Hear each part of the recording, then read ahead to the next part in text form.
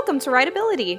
If you're easily spooked, squeamish, or claustrophobic, knowing what to expect on a ride can be a game changer. My name is Jenny, and today we're taking a look at Dinosaur in Disney's Animal Kingdom. Opening on April 22nd, 1998, Dinosaur is an exciting primeval thrill ride featuring very close encounters with sharp teeth, a wild landscape, and hungry dinos. So how scary is Dinosaur? Let's take a look at the stats. We're labeling this ride red and orange with an animatronic crossing. And guess what? We've created an entirely new label for this ride and others like it. If you see a black label like this one, you'll know that this ride has extreme intensity. We look at this label kind of like the inverse of a perfect pick. However, if the intense elements aren't something that would bother you, we of course still recommend that you ride. We love all rides at Disney, but we wanted to point out the most intense ones for those who might want to know. But if that doesn't apply to you, definitely try it out. It's a fun one. If you want to learn more about how we rate these rides, be sure to check out our scoring breakdown video linked below. With a duration of 3 minutes and 30 seconds, this ride is one of the more intense, loud, and scary rides you'll find at any of the 4 parks. There is a height restriction of 40 inches, and children under the age of 7 must be accompanied by an adult. As a comparison, these are the same restrictions you'd find at Space Mountain, and this isn't even a roller coaster. Of course, because of its rough nature, there are several warnings for people with back or neck problems and pregnant riders, among others. The ride vehicles consist of large, open Jeep-like cars called Time Rovers. Each seats 12 riders, so if you're going with a large party, this might be a good setup for you. Each rider gets a seat belt, so if you're not too keen on a lap bar, this might feel more comfortable.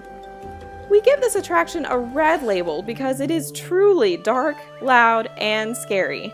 Of course, with dinosaurs in the spotlight, you'll encounter huge, threatening beasts, deafening roars, and intentionally scary theming throughout the attraction. We can't recommend this ride for those who might be sensitive to sensory overload or who are easily frightened. It also receives an orange label because it is a very rough and jerky ride. While doing the research for this one, I was surprised to find that the cars only reach a top speed of 12 miles per hour. The ride definitely feels fast at times, but perhaps the sensation is just heightened by the sudden lurching and overall bumpy ride. To give you an idea of the movement of this attraction, you're traveling off-road through a primeval landscape and narrowly escaping a few dangerous encounters, so the car will slow down, stall, and speed up several times throughout the ride. Dinosaur also receives an animatronic crossing for the enormous life-sized and lifelike dinosaurs on the ride. These guys are intentionally scary, and they move, roar, and even chase you during the ride, so be prepared for that if you might be sensitive to that sort of thing.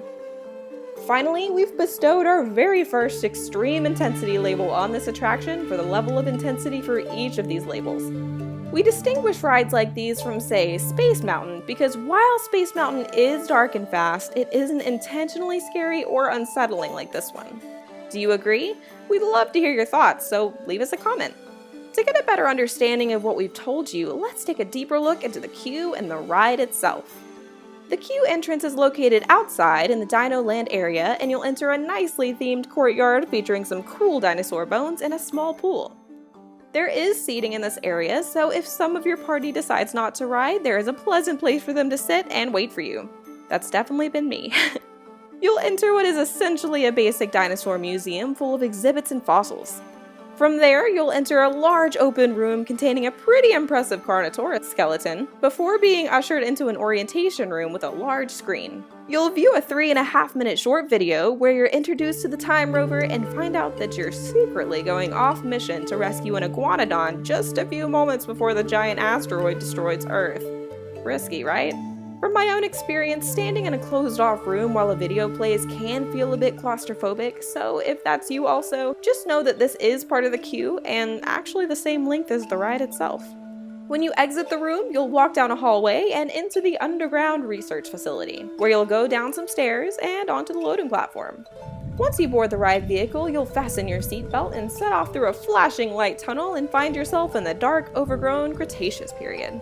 You'll pass a harmless plant eater on your right before encountering a larger beast swallowing a little guy whole. The dinos you pass become a little more threatening as you tumble through the dark and come face to face with a roaring Carnotaurus. You rush away and pass several more giant creatures as the meteor gets dangerously close. You have a second encounter with the Carnotaurus as he runs full speed towards your rover. As you speed away, you can feel his giant footsteps close behind you. This part is really scary.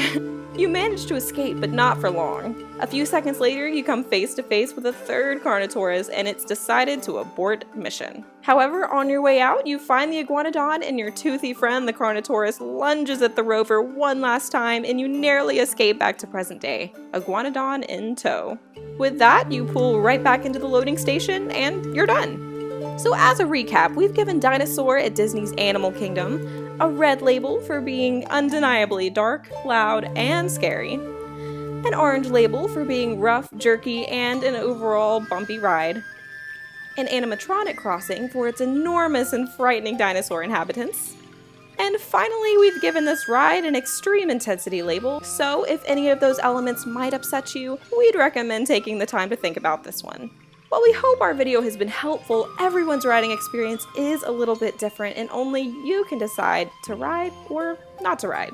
We just hope our videos can help you be prepared and enjoy your time in the park as much as possible. So what do you think about Dinosaur? We'd love to hear your thoughts or requests in the comments section, so let us know. If we missed anything, you could really be helping someone else out by commenting about your experiences, especially if they differ from ours. Please don't forget to like and subscribe for more Rideability content, and we hope to see you in the next one. See you there!